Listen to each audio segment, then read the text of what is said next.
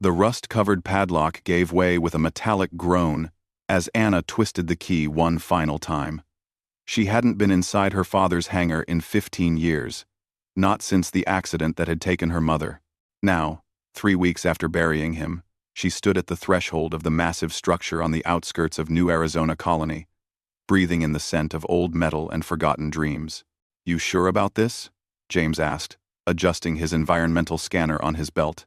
As Anna's childhood friend, and now the colony's chief engineer, he'd insisted on coming along. "Your father was protective of this place." Anna pushed the heavy door open, flooding the darkness with harsh sunlight. "He's gone, James. Time to see what the old man was hiding all these years." The hangar stretched before them like a cathedral of steel and shadows. Dust motes danced in the light beams cutting through gaps in the roof. But it was what stood in the center that made Anna's breath catch in her throat. A ship. Not just any ship, something she'd never seen in any database, any museum, any historical archive. Its hull was a seamless obsidian surface that seemed to absorb light rather than reflect it. The design was elegant yet alien, with curves that defied human engineering principles. "By the founders," James whispered, his scanner already beeping frantically. "Anna, those readings can't be right. This thing is generating a quantum signature I've never encountered before." Anna approached slowly, her hand reaching out to touch the surface. The moment her fingers made contact, the ship hummed to life. Panels illuminated with symbols that shifted and morphed, and a voice warm, distinctly human, distinctly her father's, filled the hangar. "Anna, if you're hearing this, then I'm gone. And it's time you learned the truth about humanity's place in the galaxy." James grabbed her arm. "What the hell?"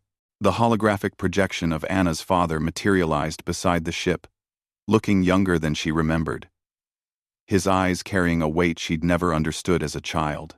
40 years ago," the recording continued, "I wasn't just a colonial surveyor. I was part of First Contact. The real First Contact. Not the sanitized version in the history books. We met them out past the Kuiper Belt. The Jothrin Concordance, a federation of 700 civilizations spanning 4 galaxies." Anna felt the ground shift beneath her feet. This couldn't be real. Humanity's expansion into space had been peaceful, solitary. They were alone in the universe. Everyone knew that. "They were afraid of us, Anna. Terrified, actually. Do you know why?" Her father's hologram smiled grimly. "Because in the 5 million years the Concordance has existed, spanning countless worlds and billions of species, they've never encountered anything like humans. Not our technology, we were primitive compared to them. Not our numbers, we were barely a Type 1 civilization. It was something else entirely." James's scanner clattered to the floor. "This has to be some kind of joke. Our adaptability," the recording continued. "Our insane, reckless, beautiful adaptability. Every other species in the galaxy evolved on their homeworld and stayed fundamentally the same. They couldn't survive without their specific gravity, atmosphere, temperature range. But humans? We're the universe's invasive species. We looked at poison-filled Venus and thought, vacation spot. We saw radiation-soaked Europa and built research stations. We thrived in environments that would kill any other known species within minutes." Anna's mind raced. The colonies on Mars, the floating cities of Jupiter's atmosphere, the mining operations in the sun's corona achievements. Humanity celebrated, but through this lens, they became something else entirely.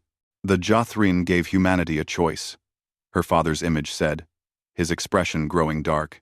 "Join the Concordance, accept limits on our expansion, genetic modification restrictions, population controls, or face quarantine. They would build a barrier around our solar system, trapping us here until we either destroyed ourselves or evolved into something less dangerous." "What did we choose?" Anna asked the recording, even though she knew it couldn't answer. As if responding to her question, the hologram shifted. "We chose option 3. We negotiated 75 years of unmonitored expansion.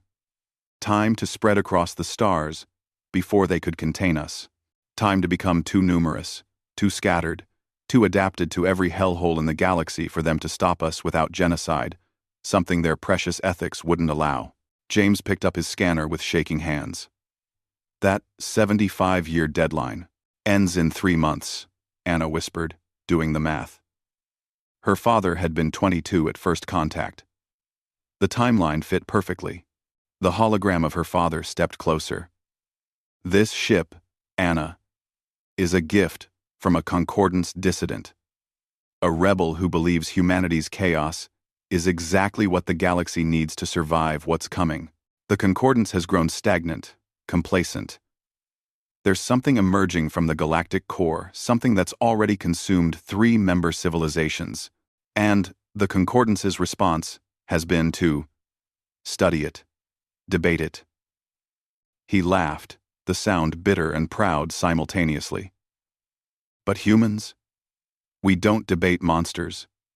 We punch them in the face and ask questions later. This ship contains technology that will give humanity a fighting chance, not just against the Concordance, if they try to make good on their quarantine threat, but against what's really coming. The ship's hum intensified. And suddenly Anna could feel it, a connection forming between her neural implants and the vessel's systems. Information flooded her mind. Star charts to hidden human colonies beyond known space. Weapons technology that made current military hardware look like stone tools. And most importantly, evidence. Proof of everything her father had claimed. Why me? Anna asked the fading hologram. Why not the military? The government? Because they'll try to hide it, control it, weaponize it for politics. But you, Anna, you've got your mother's heart and my stubborn streak. You'll do what's right, not what's politically convenient. He smiled, and for a moment, she saw the father who'd taught her to fly, to navigate by stars, to never accept limits.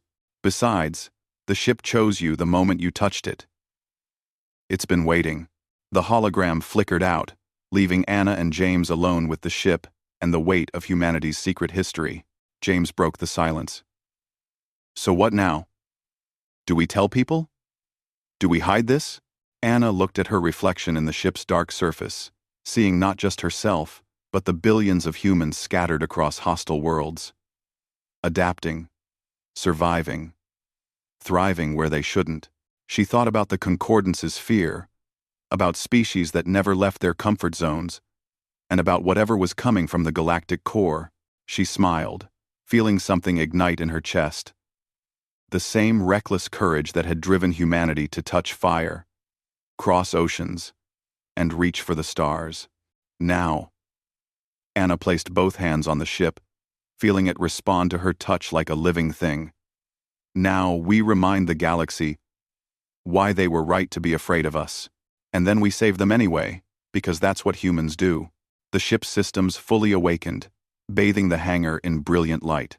James grinned despite everything. Your father would be proud. No, Anna said, climbing into the pilot's seat that formed seamlessly from the ship's interior. He's counting on it. Outside, the sun set over New Arizona Colony, painting the sky in shades of red and gold. But Anna's eyes were on the stars, where humanity's true story and its greatest challenge awaited. The hangar door closed behind them as the ship lifted off, carrying within it the spark that would ignite humanity's next chapter among the stars. The end.